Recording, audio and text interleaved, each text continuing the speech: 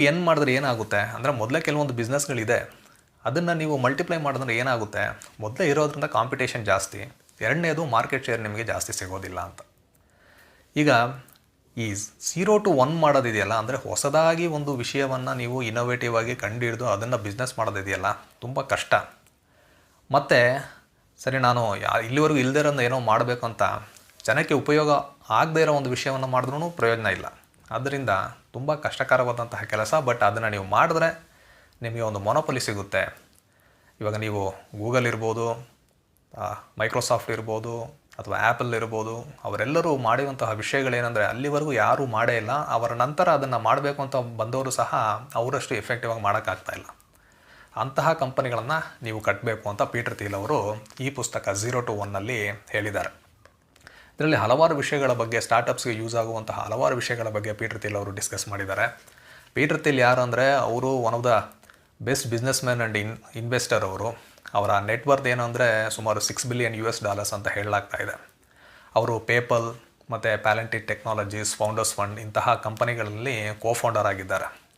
ಹಾಗೂ ಅವರು ಹಲವಾರು ಕಂಪನಿಗಳಲ್ಲಿ ಇನ್ವೆಸ್ಟ್ ಮಾಡಿದರು. ಉದಾಹರಣೆಗೆ ಫೇಸ್ಬುಕ್ನಲ್ಲಿ ಇನ್ವೆಸ್ಟ್ ಮಾಡಿದಂತಹ ಮೊದಲ ಔಟ್ಸೈಡ್ ಇನ್ವೆಸ್ಟರ್ ಅವರು.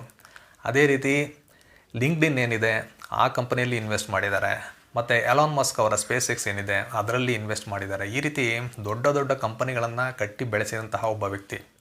ಅವರು ಹೇಳುವಂಥ ವಿಷಯಗಳೇನಿದೆ ಖಂಡಿತವಾಗಲೂ ಹೊಸ ಬಡ್ಡಿಂಗ್ ಎಂಟರ್ಪ್ರನರ್ಸ್ ಯಾರಿದ್ದಾರೆ, ಸ್ಟಾರ್ಟಪ್ಪಲ್ಲಿ ಯಾರಿದ್ದಾರೆ, ಅವರಿಗೆಲ್ಲ ತುಂಬ ಒಂದು ಉಪಯೋಗವಾಗುವಂತಹ ಮಾಹಿತಿಗಳು.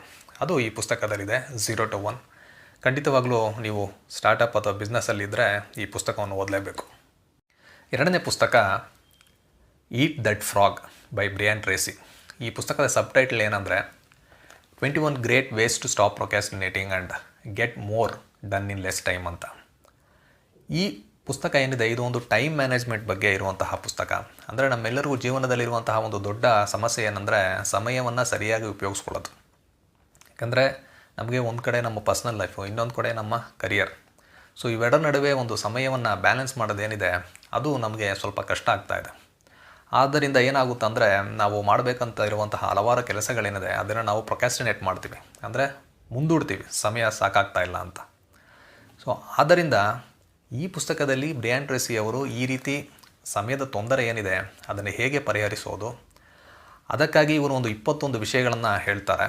ಅದರ ಮೂಲಕ ನಾವು ಸಮಯವನ್ನು ಸದುಪಯೋಗಪಡಿಸಿಕೊಂಡು ಈ ಮುಂದೂಡಿಕೆ ಅಂದರೆ ಪ್ರೊಕ್ಯಾಸ್ಟಿನೇಷನ್ ಏನಿದೆ ಅದನ್ನು ನಿಲ್ಲಿಸಿ ನಾವು ನಮ್ಮ ಕೆಲಸಗಳು ಏನಿದೆ ಅದನ್ನು ಕಡಿಮೆ ಸಮಯದಲ್ಲಿ ಎಫೆಕ್ಟಿವ್ ಆಗಿ ಹೇಗೆ ಮಾಡೋದು ಅನ್ನೋದಕ್ಕೆ ಕೆಲವೊಂದು ಟಿಪ್ಸ್ನೆಲ್ಲ ಈ ಪುಸ್ತಕದಲ್ಲಿ ಬ್ರಿಯಾನ್ ಟ್ರೇಸಿ ಅವರು ಹೇಳಿದ್ದಾರೆ.